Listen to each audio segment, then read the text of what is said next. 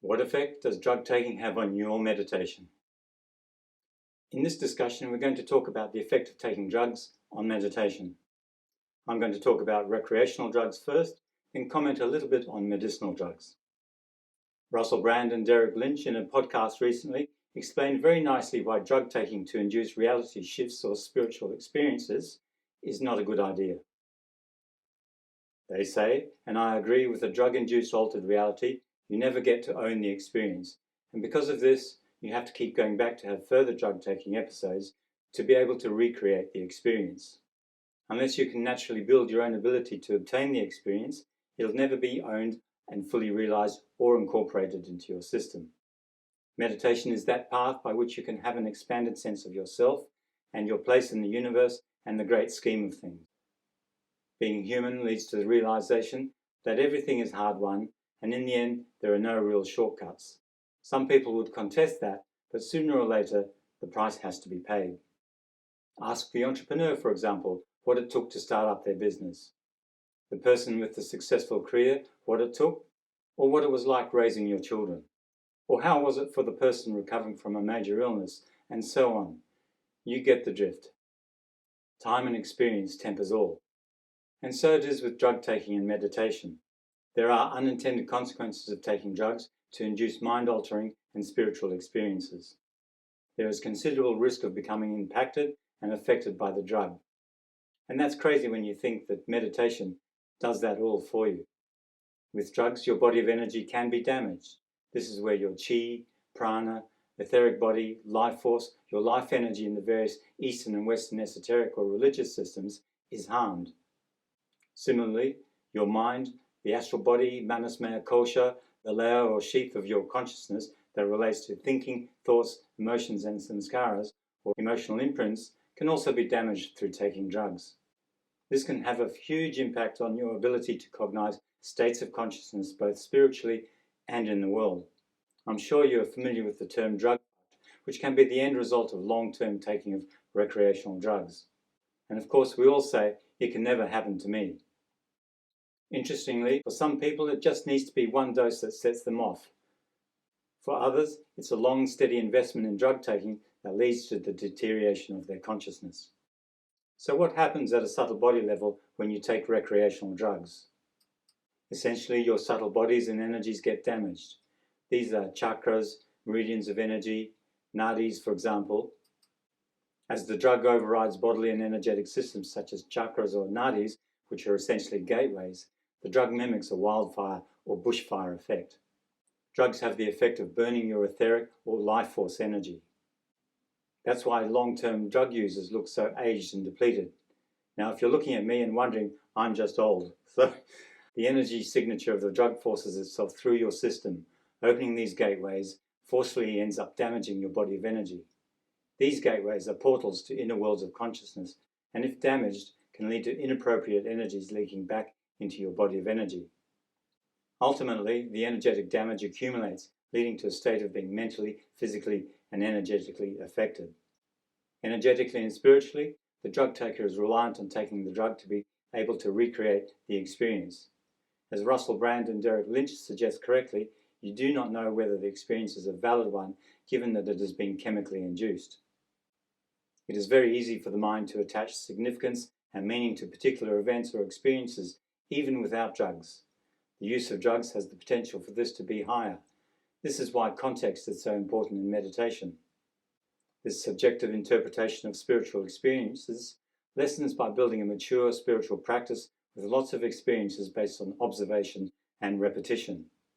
And this is why communities of meditators, usually in a religious context, sit together to meditate. You should note that all the major religions have cosmological systems or maps describing the navigation of the meditator based on sometimes centuries of experience. Specific drugs have different impacts on your body of energy and their respective energy centers. For example, the cannabis impact is felt on the will and creativity centers. This is the Manipura and Swadhisthana chakra in the Hindu tradition. And this is why communities of meditators, usually in a religious context, sit together to meditate. You should note that all the major religions have cosmological systems or maps describing the navigation of the meditator based on sometimes centuries of experience.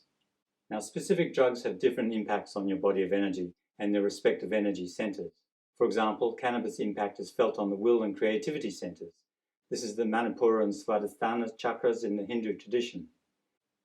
The Hara, the pill of immortality of Taoist alchemy, centered in the belly just under the navel, awakening the Svadhisthana chakras to awaken sexual and creative energies in the Hindu model. Ecstasy obviously works on the heart center, inducing feelings of love, union, togetherness. Ketamines, magic mushrooms, work on the astral body and the neurology of the brain and nervous system. Ketamines also have a big impact on the life force and circulations of energy. Interestingly, shrooms seem to have a more balanced effect on people, but note they do leave a residual effect all the same. Now, heroin and cocaine and synthetic drugs have their own serious effects on the body of energy. These high-impact drugs also have a clogging effect on the energy pathways of the body, such as meridians and the gateways. There are implications for people taking drugs and for people who choose to meditate with them. If you meditate with a group of people, you want to ensure that the people you meditate with are not taking drugs, especially the hardcore ones like heroin or cocaine, or have had a history of taking drugs in their recent past. The detoxification effect occurring in meditation can have a polluting effect on the other meditators. Given that meditation is also an opening experience, sitting with people who take drugs would be harmful to your own energy. It should be recommended that people who have had a history of heavy drug use should detoxify their body of energy before sitting with a group of meditators, for their own health as well as for the health of their fellow meditators. Meditation is about a return of your consciousness to its source. To do that involves consciousness muscle building in order to undertake that journey. Meditation helps you achieve that. It also involves building reference points along that journey home by which you can navigate. Navigation and involution of consciousness involves willpower, which you surrender when you take drugs that override your body of energy. This kind of explains why drug-taking experiences can be so random. Now, turning to medicinal drugs, I've worked with clients for many years and seen how medications can impact on the experience of the meditator. Once again, different drugs used to treat health conditions make an impact on the meditator's body of energy. For example, beta blocker drugs create a numbing of the heart, as do various antipsychotic and epilepsy medications also impact on the ability to feel, an important aspect of meditation. Other drugs like SSRI antidepressants work on the will center as well as grounding the meditator. This is not an exhaustive list, of course, neither would I recommend coming off your medication to meditate. It's not our place to do that. It is important to know that if someone is not experiencing the full benefits of meditation and they are on some long-term medication therapy, then it could be of the effect of the medication. In some cases, consulting with your doctor to change your medication might result in a lessening of symptoms. If you found this video useful, take a look at our growing library of videos providing tips, techniques and context to improve your meditation experience.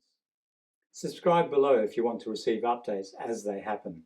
Once again, thanks for watching and stay tuned for more tips, techniques and context to improve your meditation experience. Thanks for watching.